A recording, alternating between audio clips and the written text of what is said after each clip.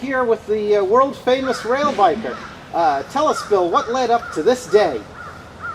Oh boy, quite a chain of events. I discovered that there were a lot of abandoned railroad tracks, or tracks that were kind of semi-abandoned or in minimal use, and I thought this would expedite my desire to explore those tracks. You know, why just walk along a set of railroad tracks when you can ride a bicycle along and cover a lot more trackage in less time? How long have you been working on this rail bike? This particular model has been about 6 months in the making, but in total it's probably been about 3 years and many trips to the hardware store to get to the point that I've gotten to today. Well, this rail bike looks like it's going to be a big advancement for the sport of rail biking. What does today mean for rail biking and rail bikers everywhere? Well, hopefully we're going to make a lot of progress today. As you know, rail biking has had its ugly moments in history. There was my friend Jack Smith that had the rather unfortunate Acela incident, and also Paul Stevens with the little mistake involving the third rail. But we hope that those incidents are behind us and we can really move forward today and make some real progress. Wow, it sounds like rail biking can be a pretty challenging sport. Are you nervous? Are you worried? I have two primary fears. The first one is law enforcement. I'm very concerned about them. They do not always support us. The other big fear I have is the medical community. Becoming involved in them, usually through the emergency medical services or the emergency room.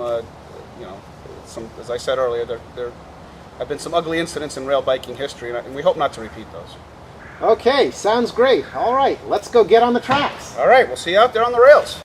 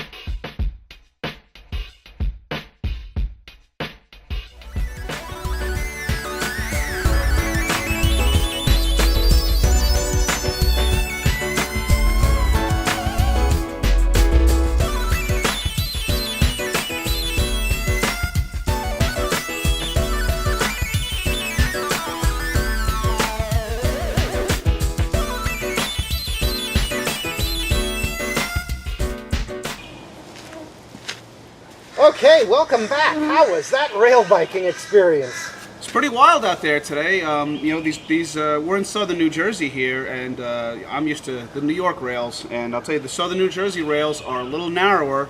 That gauge is pretty tight out there. I had some little problems with gauge tolerance in my machine here.